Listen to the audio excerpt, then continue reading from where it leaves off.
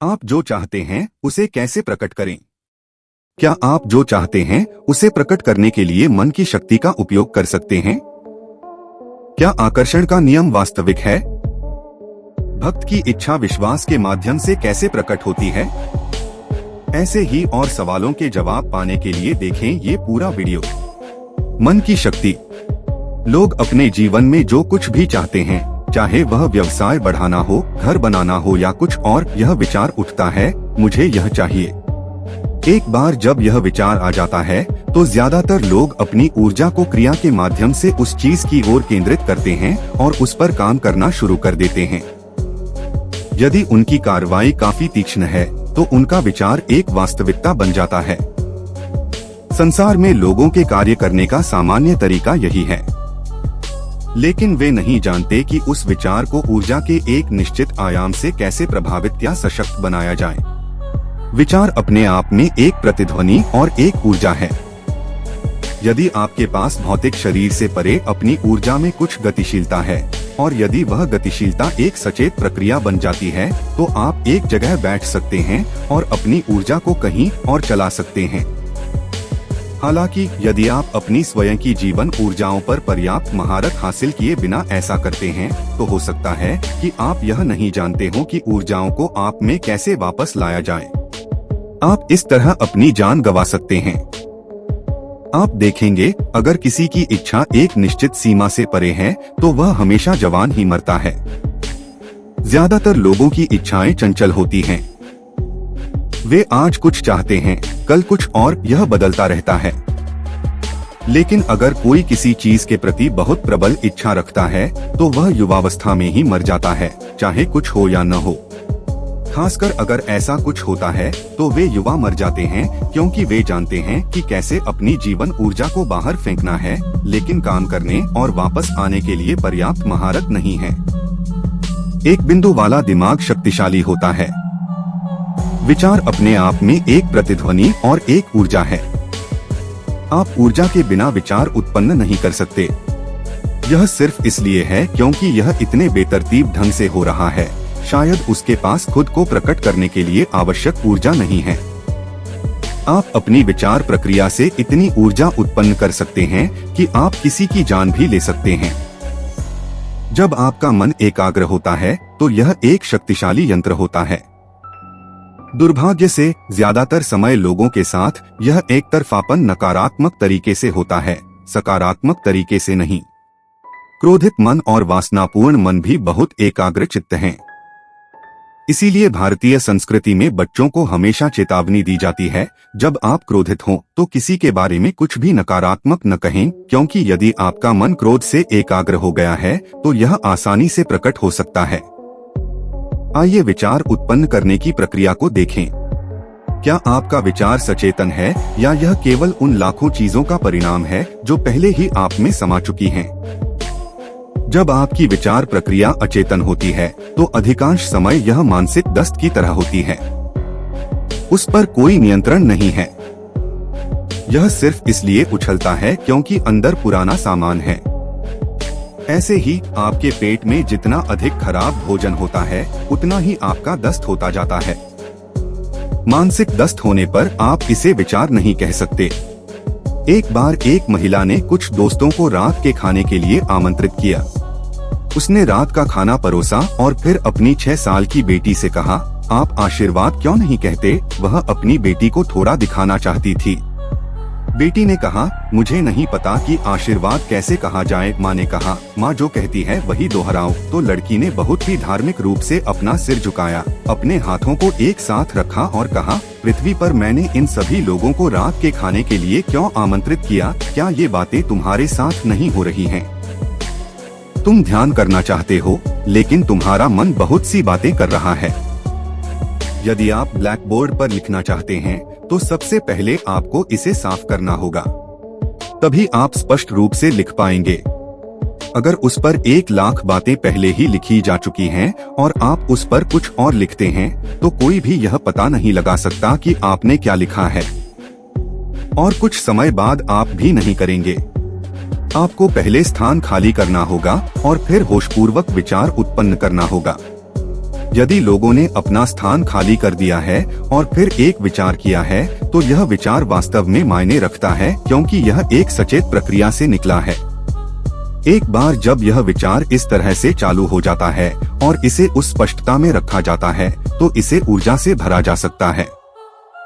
यदि आप होशपूर्वक अपने मन में एक विचार उत्पन्न करते हैं और यदि यह एक बिंदु है, तो यह दुनिया में अपना रास्ता खोज लेगा।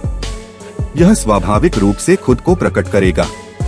और अगर आपका अपनी जीवन ऊर्जाओं पर थोड़ा अधिक नियंत्रण है, तो आप इसे और अधिक बदल सकते हैं। आप जो चाहते हैं उसे कैसे प्रकट करें? हमने मनुष्य के रूप में इस ग्रह पर जो कुछ भी बनाया है, पहले मन में अभिव्यक्ति मिली, फिर वह बाहरी दुनिया में प्रकट हुई। हमने इस ग्रह पर जो अद्भुत काम किए हैं और जो भयानक काम हमने इस ग्रह पर किए हैं, वे दोनों ही मानव मन से आए हैं। अगर हम इस बात से चिंतित हैं कि हम इस दुनिया में क्या बनाते हैं, तो यह बेहद जरूरी है कि पहले हम अपने दिमाग में सही चीजें बनाना सीखें। यदि हम अपने मन को अपने मनचाहे ढंग से रखने की शक्ति नहीं रखते हैं, तो हम दुनिया में जो कुछ भी बनाते हैं वह भी बहुत आकस्मिक और बेतरतीब होने वाला है। यदि आप होशपूर्वक अपने मन में एक विचार उत्पन्न करते हैं और यदि यह एक बिंदु है, तो यह दुनिया में अपना रास्ता खोज लेगा। यह स्वाभाविक रूप से खुद को प्रकट करेगा।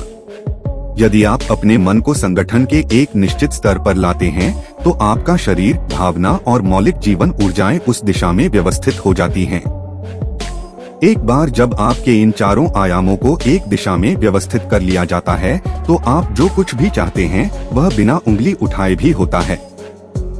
यह उसे गतिविधि में सहायता करने में मदद करेगा, लेकिन कोई गतिविधि किए बिना भी आप जो चाहते हैं उसे प्रकट कर सकते हैं, यदि आप इन चार आयामों को एक दिशा में व्यवस्थित करते हैं और एक निश्चित अवधि के लिए उस दिशा में अडिग रहते हैं। ब्रह्मांड विश्वास और प्रतिबद्धता दोनों के लिए उपज देता है। आपने ऐसे लोगों के बारे में सुना होगा जिन्होंने कुछ मांगा और यह सभी उम्मीदों से परे उनके लिए सच हो गया। आमतौर पर यह उन लोगों के साथ होता है जो विश्वास में हैं। मान लीजिए आप एक घर बनाना चाहते हैं। यदि आप सोचने लगें, ओह, मुझे घर बनाने के लिए 50 लाख चाहिए, लेकिन मेरी जेब में केवल 50 रुपए हैं, संभव नहीं, संभव नहीं, संभव नहीं। जिस क्षण आप सोचते हैं संभव नहीं, आप भी सोच रहे हैं मुझे यह नहीं चाहिए। एक स्तर पर आप एक इच्छा पैदा कर रहे हैं कि आप कुछ चाहते हैं, दूसरे स्तर पर आप कह रहे हैं कि आप इसे नहीं चाहते हैं। इस संघर्ष में ऐसा नहीं हो सकता है। आस्था केवल उन्हीं लोगों के लिए काम करती है जो सरल दिमाग वाले होते हैं। यह उन लोगों के लिए कभी काम नहीं करता जो बहुत ज्यादा सोच रहे हैं। एक बालक जैसा व्यक्ति जो अपने भगवान या अपने मंदिर में एक साधारण आस्था रखता है, मंदिर जाता है और कहता है, शिव, मुझे एक घर चाहिए। मुझे नहीं पता कि कैसे आपको इसे मेरे लिए बनाना होगा। उसके मन में कोई नकारात्मक विचार नहीं है। विश्वास के सरल कार्य से वे चीजें पूरी तरह से दूर हो जाती हैं। अब उसे विश्वास है कि शिव उसके लिए यह करेंगे और ऐसा ही होगा। क्या शिव आकर तुम्हारा घर बनाने जा रहे हैं? नहीं, मैं चाहता हूं कि आप समझें कि भगवान आपके लिए अपनी छोटी उंगली नहीं उठाएंगे। जिसे आप ईश्वर कहते हैं वह सृष्टि का स्रोत है। एक रचनाकार के रूप में उन्होंने अभूतपूर्व काम किया है। लेकिन अगर आप चाहते हैं कि जीवन वैसा हो जैसा आप सोचते हैं कि यह होना चाहिए, आप कितना ध्यान केंद्रित करते हैं, आपका विचार कितना स्थिर है और विचार प्रक्रिया में कितनी श्रद्धा है, यह निर्धारित करेगा कि आपका विचार एक वास्तविकता बन जाएगा या बस एक रहेगा खाली विचार। जो संभव है और जो संभव नहीं है वह आपका व्यवसाय नहीं है, यह प्रकृति का व्यवसाय है। प्रकृति तय करेगी। आप बस वही देखें जो आप वास्तव में चाहते हैं और उसके लिए प्रयास करें। यदि आपका विचार शक्तिशाली तरीके से बनाया गया है, बिना किसी नकारात्मक विचार के विचार प्रक्रिया की तीव्रता को कम करता है, तो यह निश्चित रूप से प्रकट होगा। यदि आप अपने आप को संभाल लेते हैं, तो अब आप अपनी खुशी की तलाश में नहीं हैं। आप किसी बात को लेकर तनाव में नहीं हैं, तुम्हारे सिर पर तलवार लटकी नहीं है। आज आधुनिक विज्ञान यह सिद्ध कर रहा है कि संपूर्ण अस्तित्व एक कंपन है। इसी तरह आपका विचार भी एक कंपन है। यदि आप एक शक्तिशाली विचार उत्पन्न करते हैं और उसे बाहर निकालते हैं तो यह हमेशा प्रकट होगा। आमतौर पर लोग आस्था को नकारात्मक सोच को दूर करने के साधन के रूप में इस्तेमाल कर रहे हैं, लेकिन एक बार जब आप सोचने वाले इंसान बन गए तो आपका विश्वास बहुत गहरा नहीं है। इससे कोई फर्क नहीं पड़ता कि आपको लगता है कि आपके पास कितना विश्वास है, कहीं न कहीं संदेह हमेशा पैदा होता है। जिस तरह तुम्हारा मन अभी है, अगर भगवान यहीं प्रकट होते हैं तो तुम उनके सामने समर्पण नहीं करोगे। आप जांच चाहते हैं कि वह वास्तव में भगवान है या नहीं। इस तरह के मन से आपको अपना समय विश्वास पर बर्बाद नहीं करना चाहिए। एक विकल्प है जो प्रतिबद्धता है। यदि आप केवल वही बनाने के लिए स्वयं को प्रतिबद्ध करते हैं जिसकी आप वास्तव में परवाह करते हैं, अब एक बार फिर आपका विचार इस तरह व्यवस्थित हो जाता है कि यह संभव है या नहीं, ऐसा कुछ नहीं है। आपकी विचार प्रक्रिया में कोई बाधा नहीं है। आप जो चाहते हैं उसकी ओर आपका विचार स्वतंत्र रूप से बहता है। एक बार ऐसा हो जाने के बाद ऐसा होना भी स्वाभाविक रूप से होगा। आप जो वास्तव में परवाह करते हैं उसे बनाने के लिए पहली और सबसे महत्वपूर्ण बात यह है कि आप जो चाहते हैं वह आपके दिमाग में अच्छी तरह से प्रकट होना चाहिए। क्या आप वास्तव में यही चाहते हैं? आपको इसे अवश्य देखना चाहिए, क्योंकि आपने अपने जीवन में कितनी भी चीजों के लिए सोचा है। यही बात है, जिस क्षण आप वहां पहुंचते हैं आप महसूस करते हैं कि यह वह नहीं है, यह अगला वाला है और अगला वाला। तो सबसे पहले आपको यह पता लगाना चाहिए कि आप वास्तव में क्या चाहते हैं। एक बार यह स्पष्ट हो गया और आप इसे बनाने के लिए प्रतिबद्ध हैं, अब उस दिशा में विचार की एक सतत प्रक्रिया है। एक बार जब आप दिशा बदले बिना विचार की एक स्थिर धारा को बनाए रख सकते हैं तो यह निश्चित रूप से आपके जीवन में एक वास्तविकता के रूप में प्रकट होगा।